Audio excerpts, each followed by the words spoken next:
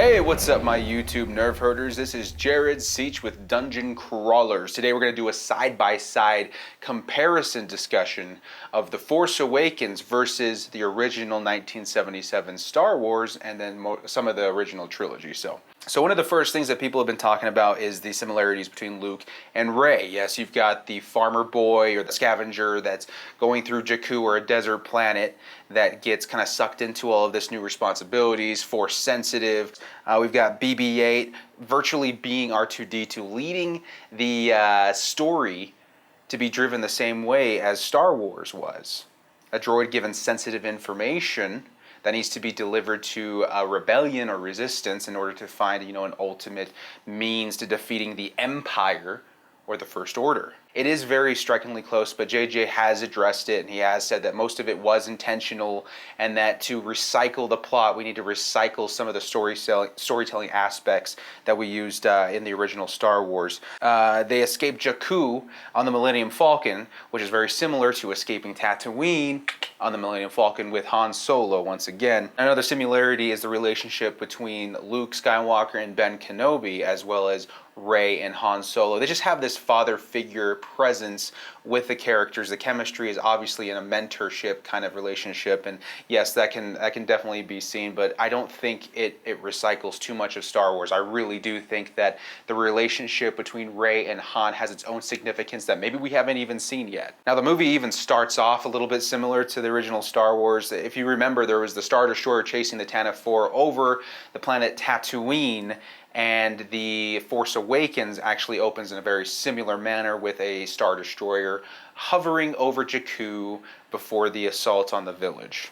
Now, the ultimate plot, yes, the droid with sensitive information is pretty recycled, but at the same time, the plans to the Death Star really strikingly resemble, to me, the piece of the map to Luke Skywalker. Now, that to me was already a little bit of a weak plot point. It's like, we haven't quite discovered yet why Luke is so important. We can assume and we can make theories. We can make every excuse in the world to assume that Luke would create this big push towards defeating the First Order, but it's already been established that he took off. Like after the Jedi Academy was slaughtered by Kylo Ren, he's gone. So who's to say that coming back and starting over again would benefit the Resistance in taking down the First Order? So who knows? Again, episodes 8 and 9 will explain a lot of this, and maybe most of this will be irrelevant. We're not even going to care about the similarities in the end because of how the trilogy as a whole comes together and explains everything, but we'll see. Now, jumping into the First Order a little bit, we do see some similarities in the leadership.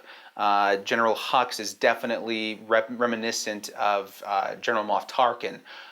He was very icy and cold and sometimes over the top and very authoritative, and I can see General Hux's character being influenced by Tarkin quite a bit. Then jumping over to Kylo, yeah, we do have a masked figure that's menacing and unstable, and that it is reminiscent of Darth Vader.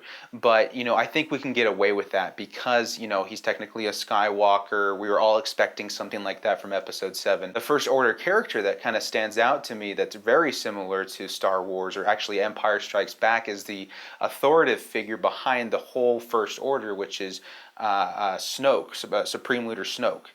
And the only time we ever see him is through a giant hologram projector, and that sounds very familiar to what we saw in Empire Strikes Back. But pushing to one of the more sensitive and the more highly regarded parts that resemble Star Wars would be the resemblance of the Death Star and the Star Killer base. Now, this is where, even before the movie came out, just looking at the poster and seeing this giant weapon thing, I was a little bit worried. I was like, if we see a third Death Star, it's going to become more than a little redundant because we've already seen the first one. Epic. It was amazing. That's what started the whole journey of Star Wars. And then they brought it back in Return of the Jedi 2 movies later, and I felt that was acceptable. I felt that was a pretty good establishment of what the Empire was able to do. Not only did they watch their first Death Star get blown up, but then they build up another one and the same farm boys come in and blow it up again. So it to me worked in Jedi, but seeing it in The Force Awakens was redundant. And I know they tried to spin it in a certain way where it was like, well, it shoots out this beam that can destroy an entire star system at the same time, thus being called the Star Killer. And it has this little flux whatever that if you shoot it, it blows up. And it's a little bit different, but I think there could have been a little bit more creativity in the threat that the First Order brought to the Resistance and the galaxy, because again, this is something we have seen twice already. That leads into the final assault involving Poe and the X-Wing starfighters, and you know, it was so closely reminiscent of the Death Star assault that we saw in Star Wars, and it was really fun. I enjoyed Poe, I enjoyed the other pilots. It gives me something to really look forward to with Rogue One, but at the same time, I was just like, it's a little too close. I mean, the nostalgia level in this movie was already over the top. There was references to every little knick-knack that was in the original Star Wars, the training droid for Luke Skywalker, the chess game thing that Chewie loved to play. Like, there were so many references, and I was okay with that. And then there's a bunch of little things like, you know, stormtroopers going in and slaughtering that village is a little bit reminiscent of Uncle Owen and Aunt Beru. You know, the Empire dissolves the Senate in Star Wars. It's like, you know, they do the same thing by destroying the Republic. And then there's like character development stories that are similar, as where Han Solo did not want to get involved with the missions that the rebels were trying to put on him. Same thing with Finn. He had his own agenda. You know, Han wanted to be a smuggler and go out and make some money, pay back his debt to Jabba and all that stuff. And Finn, he just wanted to get away from the First Order. So there is obviously way too much to talk about in one short video about the similarities between Star Wars and The Force Awakens. Just, you know, if there's anything that really stood out to you, just let me know. Tell me what you think. Tell me if there's anything huge that I may have missed, and just look forward to another video where we get to actually defend The Force Awakens in its individualism, because I really do feel that there's enough in The Force Awakens that makes it its own movie, that makes it fun and entertaining, and it's just the basis of a three-film trilogy. Like, we all need to understand that. Like, there's so many more questions walking out of this movie than walking in. But this is the first movie of a 3-movie trilogy.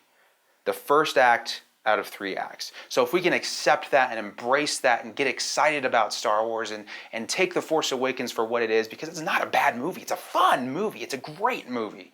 But we need to understand, when looking at the similarities to the original trilogy, that it was almost necessary to do so to relight the flame of the original films. The prequels didn't do that. They were great on their own terms. I actually do enjoy them. They're not perfect, but they're their own thing. The Force Awakens needs to be its own thing, but it needs to ignite the flame that made the originals exciting. And I think that JJ absolutely did the best with what he could. This is the first out of 3 films. Let's develop an overall opinion once all 3 movies come together and create one big story to create the biggest finale of any movie franchise history. Like, let's just be patient with it and just be excited with what we have. So again, tell me in the comments what you think. Are there any really big things that I may have missed? Anything that you wanted to have discussed?